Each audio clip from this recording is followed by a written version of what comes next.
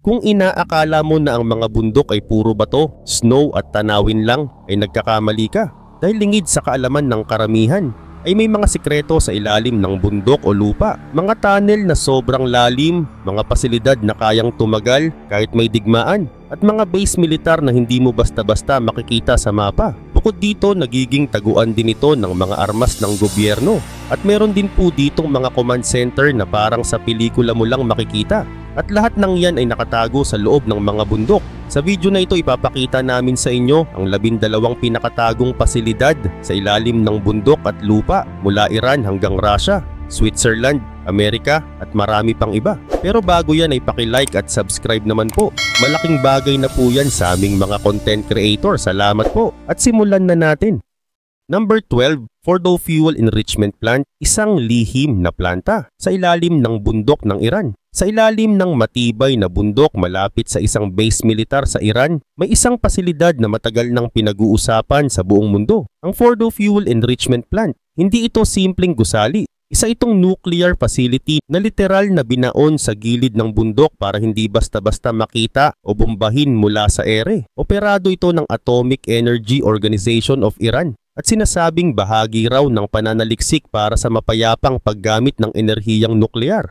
Pero teka, bakit nga ba itinago? Nung inanunsyo ng United States, United Kingdom at France ang lokasyon nito sa isang G20 summit, saka lang umamin ng Iran na totoo ngang may ganitong planta sila. At ayon sa kanila, sumusunod daw ito sa mga internasyonal na patakaran. Ang problema, dapat ay isinusumbong agad ang mga ganitong pasilidad sa simula pa lang ng konstruksyon. Pero base sa mga ulat, nag-umpisa na itong itayo noon pang taong 2006. Ang Fordow ay may kakayahang magproseso ng uranium gamit ang libu-libong gas centrifuges. Ito ang proseso kung saan pinapadami ang uranium-235 isotope na pwedeng gamitin sa mga nuclear power plant kung nasa 3 hanggang 5% ang konsentrasyon o pwedeng gawing armas kung umabot sa 70% ang purity. Noong pinirmahan ng Iran ang tinatawag na Joint Comprehensive Plan of Action noong 2015, pumayag silang bawasan ang uranium enrichment at gawing research center na lang ang Fordow.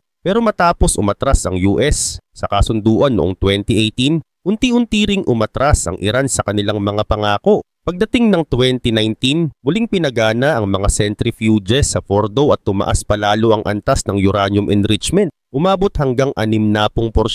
Masyado na itong malapit sa level na pang-weapon. Ayon sa Iran, ginagamit daw ito para sa medical na gamit at pang-enerhiya. Pero sa kabila ng mga paliwanag nila, hindi pa rin matanggal ang pangamba ng buong mundo. Hanggang ngayon nananatili itong isa sa mga pinaka-pinag-aalalang underground facilities sa planeta. Number 11, Raven Rock Mountain Complex, ang underground Pentagon ng Amerika. Tila eksena sa pelikula ang sumunod na pasilidad sa ating listahan. Sa ilalim ng bundok ng Raven Rock sa Pennsylvania, nakatago ang isang sobrang lihim na base militar ng Estados Unidos na kilala sa palayaw na Site R. Itinayo ito noong panahon ng Cold War, partikular noong taong 1950, bilang paghahanda kung sakaling tamaan ng nuclear attack ang Washington DC. Ang layunin, magkaroon ng backup command center kung sakaling masira ang Pentagon. At sa loob lang ng 3 taon, naging operational na ito. Lumalalim ng halos 650 feet pababa, ang complex na ito ay may higit 100,000 square feet na space sa loob ng interconnected tunnels at blast-proof na mga silid. May sarili itong tubig, kuryente, air filtration system, kantina, dormitoryo, at maging isang maliit na chapel. Parang isang underground city na handang-handa kung sakaling may mangyaring sakuna. Ayon sa ilang reports, activated ang Site R noong September 11, 2001 matapos ang pag-atake sa Twin Towers. Dito pansamantalang inilipat ang ilang opisyal ng militar para mapanatili ang operasyon ng pamahalaan. Bagamat hindi ito bukas sa publiko, ilang impormasyon ang lumabas mula sa mga declassified documents at Freedom of Information Act requests. Nasa ilalim ito ng mahigpit na seguridad, may checkpoints, military police at malalaking blast doors na pwedeng magsara sa isang iglap. Nakatawag pansin ito sa media nung tinawag ng Washington Post na The Underground Pentagon. Maging ang aklat na Raven Rock ni Garrett Graff noong 2017 ay nagbigay linaw sa lawak at kahalagahan ng pasilidad na ito. At hanggang ngayon patuloy pa rin itong pinopondohan ng gobyerno sa ilalim ng codename na Continuity Communications Architecture. Ibig sabihin kahit hindi bukas sa publiko, aktibo pa rin ito at bahagi ng pambansang depensa ng Amerika. Number 10. Mount Weather Emergency Operations Center, ang lihim na bunker ng gobyerno ng Amerika. Isang oras lang ang layo mula sa Washington DC. Sa puso ng Blue Ridge Mountains sa West Virginia, matatagpuan ang Mount Weather Emergency Operations Center, isa sa mga pinakasekretong pasilidad ng gobyerno ng Estados Unidos. Operado ng FEMA o Federal Emergency Management Agency, ang lugar na ito ay itinayo noong panahon ng Cold War. Bagamat walang eksaktong petsa ng pagkakumpleto, kumpirmado sa mga dokumento na aktibo na ito noong early 1960s. Ang buong complex ay literal na nakabaon sa ilalim ng bundok. Meron itong interconnected na mga tunnel, silid at pasilidad na kayang tumanggap ng daan-daang tao sa loob ng mahabang panahon. Self-sustaining kumbaga. May sariling kuryente, tubig at communication systems para mapanatili ang operasyon kahit maputol sa labas. Ang layunin, iligtas at ilikas ang mga pangunahing opisyal ng pamahalaan sakaling magkaroon ng national emergency o digmaan. Noong Cold War, may detalyado silang plano kung paano mabilis na ililipat ang mga leader ng bansa mula sa DC patungo sa Mount Weather kung sakaling may nuclear attack. Matapos ang September 11 attacks noong 2001, umingay ang pangalan ng Mount Weather sa mga balita. Ilang senior government officials raw ang dinala rito bilang precaution kung sakaling may sumunod pang pag-atake. May advanced communication systems din ito para sa direktang koneksyon sa ibang ahensya ng pamahalaan. Noong Cold War, dito rin nakabase ang National Emergency Warning System, ang sistemang kayang magpadala ng babala sa buong bansa sa isang iglap. Pero kahit mahalaga ito sa pambansang seguridad, napakakaunti lang ng impormasyon ang pinapahintulutan ng gobyerno tungkol dito. Hindi ito nakamarka sa mga regular na mapa at bawal ang photography sa paligid. Bakod, checkpoints at 24/7 na bantay ang nakaabang sa paligid ng bundok. Sa mga nakalipas na taon, ginagamit din ng Mount Weather bilang command center tuwing may malalaking sakuna gaya ng hurricanes at forest fires. Pero ang tunay na lawak at laman ng ilalim ng bundok na ito nananatiling misteryo. Number 9. Norwegian Joint Headquarters, Reitan Complex. Sa gitna ng Arctic malayo sa mata ng publiko, nakatago sa bundok sa labas ng bayan ng Bodo sa Northern Norway, ang isang napaka-importanting military command center, ang tinatawag na Norwegian Joint Headquarters. Itinayo ito noong panahon ng Cold War, partikular noong late 1950s hanggang sa matapos ito noong 1960s. Ang lokasyon nito malapit sa Arctic ay napaka-strategic para sa Norway, lalo na't karatig nila ang dating kalabang Soviet Union. Ang buong pasilidad ay literal na inuka sa granite na bundok, may reinforced blast doors, independent power system at air purification para mapanatili ang operasyon kahit may nuclear o conventional attack. Dito nakabase ang command center para sa buong armed forces ng Norway, Army, Navy, Air Force. Kasama na rin ang kanilang cyber defense at intelligence units.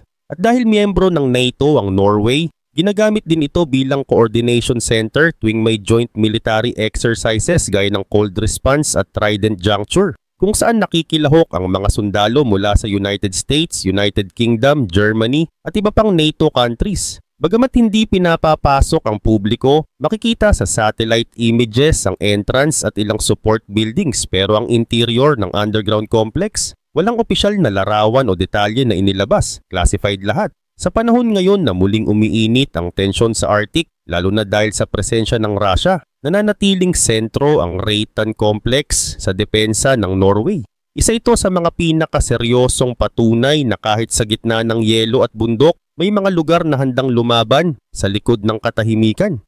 Number 8. The Swiss National Redoubt, isang buong sistema ng lihim na bunker sa puso ng Alps. Hindi lang tsokolate at orasan ang meron ng Switzerland, meron din silang isa sa pinakamalawak at pinakasekretong network ng mountain fortresses sa buong mundo. Ang tawag dito, Swiss National Redoubt. Pero hindi ito isang simpleng pasilidad. Isa itong buong sistema ng tunnels, bunkers, armas at command centers na itinago sa matataas na bundok ng Swiss Alps. Unang isinulong ang ideya noong late 19th century, pero mas pinalawak ito ng todo noong World War II at Cold War. Ang plano ng Switzerland noon ay simple pero matindi. Kapag may sumugod na kalaban, iiwan nila ang mga syudad sa kapatagan at magtatago sa mga bundok kung saan nakatago ang military core ng bansa. Dito itatayo ang huling depensa ng kanilang bayan. May mga bunker na may hospital, storage para sa pagkain at gasolina, artillery guns, command centers at mga kwarto para sa sundalo.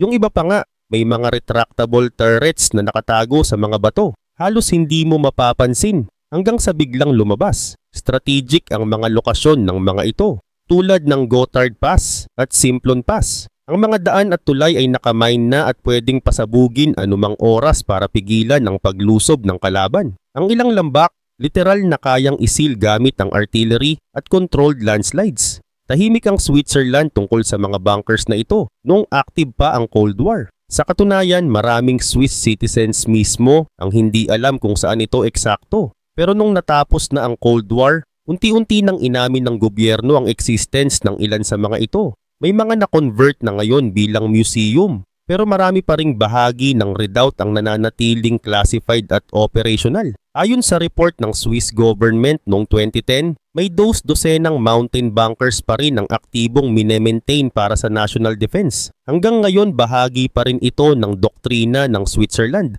maging handa kahit kailan, kahit gaano kahirap abutin.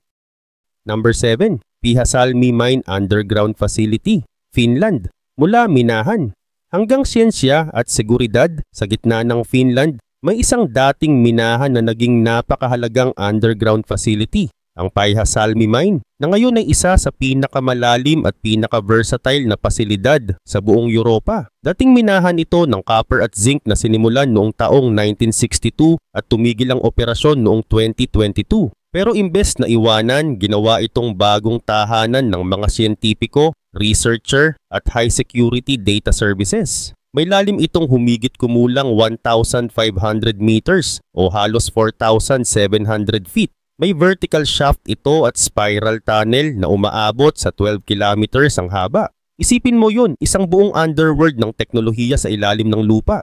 Noong paubos na ang mineral sa minahan, naghahanap ng bagong gamit ang gobyerno at private sector. Dahil sobrang lalim nito at stable ang environment, naging perpekto itong site para sa scientific experiments gaya ng neutrino detection, seismology, geology at kahit underground farming. Dito rin isinilang ang Kallio Lab Initiative, isang international research project na gumagamit ng tunnels at caverns para sa mga eksperimento na hindi pwedeng gawin sa ibabaw ng lupa. Halimbawa, testing ng crops sa matinding dilim o pag-aaral sa matagalang epekto ng pressure sa metal at materyales. Pero hindi lang science ang usapan dito. Ginagamit na rin ang minahan bilang secure data center. Dahil sobrang lalim nito, hindi basta tinatamaan ng electromagnetic interference, temperature swings o kahit cyber attacks. In short, perfect para sa high-level digital storage. May plano rin ng ilan na gamitin ito bilang energy storage site. Isa sa mga proposal ay gawing pumped hydro storage ang tunnels, kung saan ang tubig ay iikot mula itaas pababa para lumikha ng kuryente. Kahit tapos na ang aktwal na pagmimina, nananatiling buhay ang Pyhäsalmi Mine bilang sentro ng modernong agham at seguridad. Isang paalala na kahit ang mga lumang lugar, pwedeng biglang maging bahagi ng kinabukasan. Number 6. Kola Super Deep Borehole Auxiliary Complex, ang pinakamalalim na butas sa mundo. At ang mga lihim sa paligid nito sa malamig at liblib na bahagi ng Northwest Russia, may isang scientific project na minsan ang tinawag na pagbubukas ng pinto sa kailaliman ng mundo. Ito ang Kola Super Deep Borehole, ang pinakamalalim na butas na kailanman nahukay ng tao. Pero ang hindi alam ng marami, bukod sa mismong borehole, may mga nakatagong pasilidad sa paligid nito. Mga underground labs, bunkers at tunnels na itinayo para suportahan ang scientific operation sa loob ng dekada. Nagsimula ang paghuhukay noong taong 1970 sa panahon ng Soviet Union. Layunin ng proyekto, alamin kung ano nga ba talaga ang nasa ilalim ng Earth's crust. Umabot ang hukay sa lalim na over 12,000 meters, katumbas ng higit 40,000 talampakan. Dahil sa tindi ng lalim, nagkaroon ng matinding init at pressure sa loob. Umabot sa higit 180 degrees Celsius ang temperatura sa pinakailalim. At dahil dito, kinailangan ng mga espesyal na equipment na hindi pa umiiral nun. Marami sa mga gamit gaya ng drill bits at sensors ay kinailangang imbentuhin mula sa simula. Sa paligid ng borehole, itinayo ang reinforced bunkers at concrete shelters para sa mga instruments, power stations at mga taong nagtatrabaho rito. Nakabaon ito sa granite hills at yelo ng Kola Peninsula, isang lugar na malayo sa lindol at may stable na geological formation. At hindi lang rock samples ang nakuha rito. Nadiskubre rin ang mga ancient plankton fossils sa lalim na lampas 6 na kilometro, bagay na nagdulot ng malaking interest sa siyensya, lalo na sa study ng sinaunang buhay sa ilalim ng lupa. Huminto ang proyekto noong early 1990s matapos ang pagbagsak ng Soviet Union, nawalan ng pondo at interes. Isinara ang mismong butas gamit ang welded metal cap, habang ang mga gusali at underground support systems ay unti-unting inabandona. Pero hanggang ngayon, ginagamit pa rin ang mga data at samples mula rito ng mga geologists sa iba't ibang bansa. At ang mga lumang bunker sa paligid, na natiling paalala ng panahong handang humukay ang tao ng libu-libong metro para lang makuha ang mga sikreto ng kalikasan. Number 5, El Ferdan Railway Bridge Tunnel Bunkers, Egypt. Ang lihim na proteksyon sa ilalim ng tulay sa Suez Canal. Kung may akala ka na ang mga tulay ay palaging nasa ibabaw lang ng lupa, mag-isip ka ulit. Sa kanlurang bahagi ng El Ferdan Railway Bridge sa Egypt, may mga nakatagong tunnel at bunkers na ginamit sa mga panahon ng digmaan. At hanggang ngayon nananatili itong bahagi ng depensa ng bansa. Ang El Ferdan Bridge ay isang swing bridge na tumatawid sa Suez Canal, isa sa mga pinakaimportanteng trade routes sa buong mundo. Ang unang bersyon ng tulay ay itinayo noong taong 1918. Ngunit ilang beses itong na-rebuild dahil sa digmaan, lalo na sa tensyon ng Egypt at Israel noong kalagitnaan ng 20th century. Sa paligid ng western approach ng tulay, may mga artificial hills at embankments na hindi basta-basta ordinaryo. Sa loob nito may mga tunnel access points at concrete bunkers na nilikha para protektahan ng tulay at railway system. Itinayo ito upang mapanatiling ligtas ang transportasyon ng tropa at supply sa panahon ng labanan. Noong 1973 Yom Kippur War, naging sentro ng operasyon ang lugar na ito. Gumamit ang Egyptian military ng underground routes para makagalaw ng hindi nakikita ng kalaban. Maging ang eastern side ng kanal ay may katulad na pasilidad para sa depensa. Fast forward sa modernong panahon, ginagamit pa rin ang mga tunnel at bunkers bilang bahagi ng mga infrastructure projects at seguridad. Noong early 2000s, sinimulan ng isa pang bridge project at gumamit ng temporary subterranean facilities para sa construction equipment at control systems. Hindi ito bukas sa publiko, walang signages, walang tourist access. Pero makikita sa satellite images at military reports ang ebidensya ng mga tunnel sa ilalim ng mga burol. Ang Suez Canal ay daanan ng daan-daang cargo ships araw-araw. Literal na tulay ng kalakalan sa pagitan ng Africa, Europe at Asia. Kaya hindi na nakapagtataka na sa paligid ng tulay ng El Ferdan. May mga lihim na bunker na nakahanda kung sakaling may umatake. Number 4, Bolshaya Ipelka Underground Facility, Russia. Isang lihim na base militar malapit sa isang bulkan. Sa liblib na bahagi ng Kamchatka Peninsula sa Far East ng Russia, may isang misteryosong lugar na halos walang alam ang mundo. Isang underground military facility na nakatago sa ilalim ng isang patay na bulkan, Bolshaya Ipelka. Hindi ito opisyal na kinikilala sa mga public military records ng Russia pero base sa open source intelligence at satellite imagery, kumpirmado ang presensya ng tunnels, support buildings at mga kalsadang diretso papasok sa bundok. Ayon sa mga analyst, malaki ang papel ng lugar na ito sa Pacific Fleet ng Russian Navy. Ang Kamchatka Peninsula kasi ay isa sa pinakamahalagang lokasyon ng Russia pagdating sa access sa Pacific Ocean, lalo na sa usapin ng submarino at strategic deterrence. Itinayo raw ang pasilidad noong panahon ng Soviet Union, bandang 1960s or 1970s.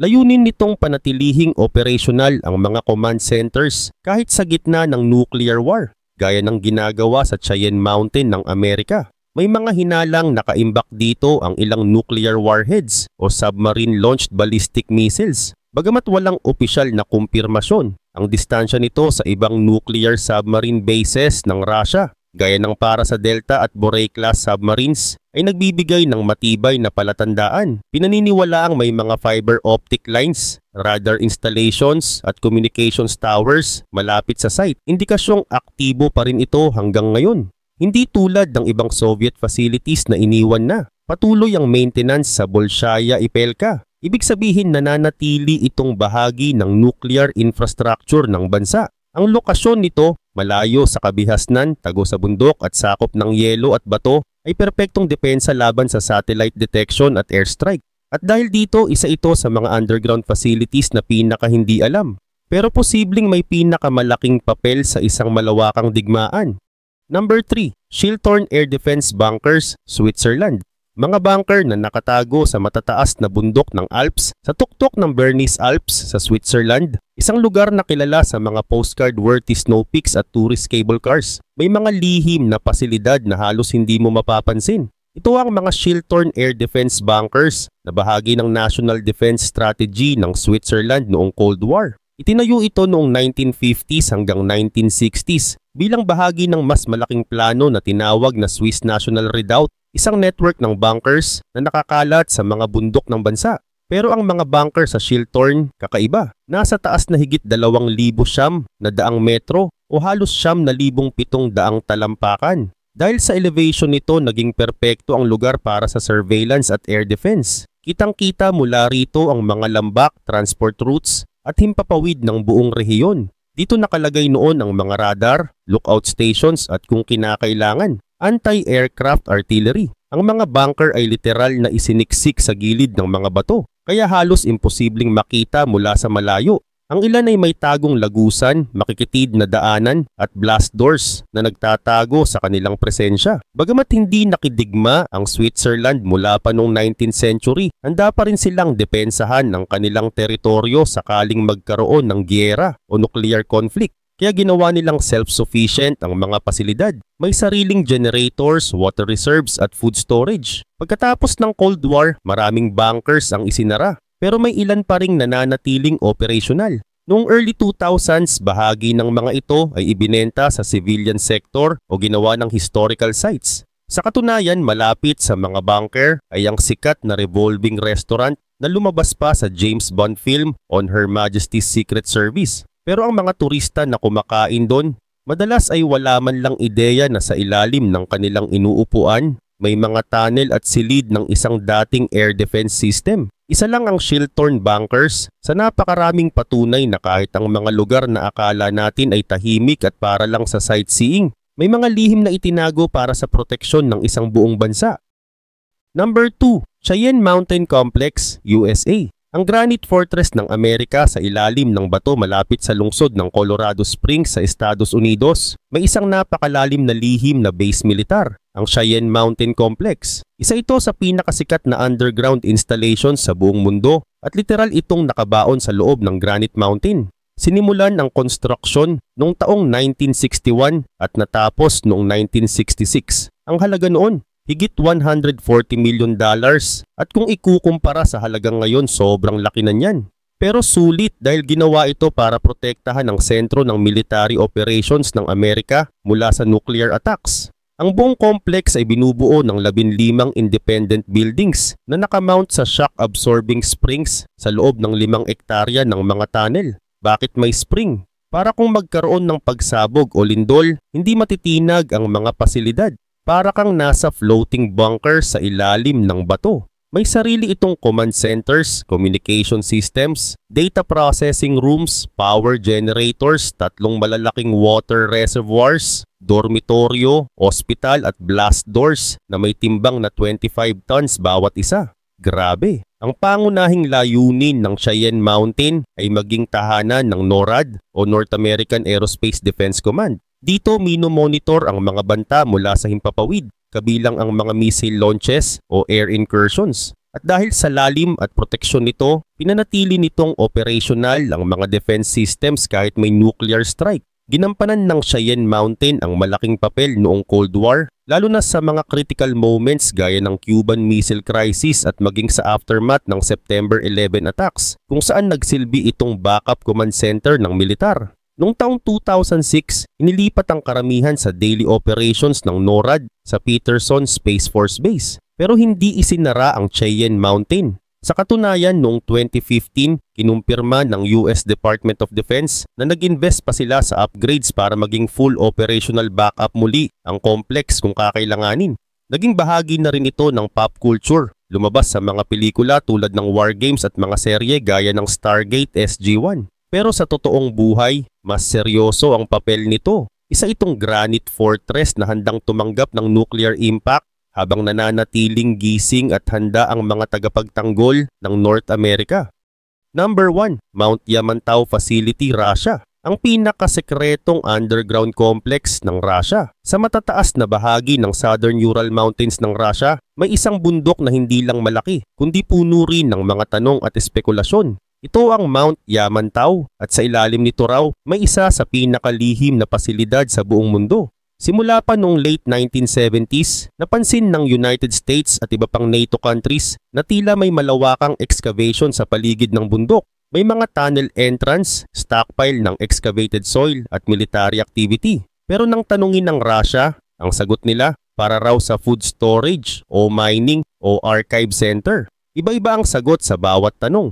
Nakakahinala, hindi ba? Ang taas ng bundok ay higit 5,300 feet. At sa lawak ng aktibidad sa paligid nito, maraming naniniwala na isa itong national level underground facility na posibleng bahagi ng Defense Command System ng Russia. Sa paanan ng bundok, naroon ang tinatawag na Closed City of Medjugorje, isang lugar na bawal pasukin ng kahit sinong outsider. Controlled ng military, may sariling access roads at ayon sa satellite imagery, direktang konektado ito sa tunnel systems ng bundok. May ilang analyst na naniniwala na bahagi ito ng tinatawag na Dead Hand System, isang automated nuclear retaliation mechanism na bubuga ng missiles kahit patay na ang chain of command ng Russia.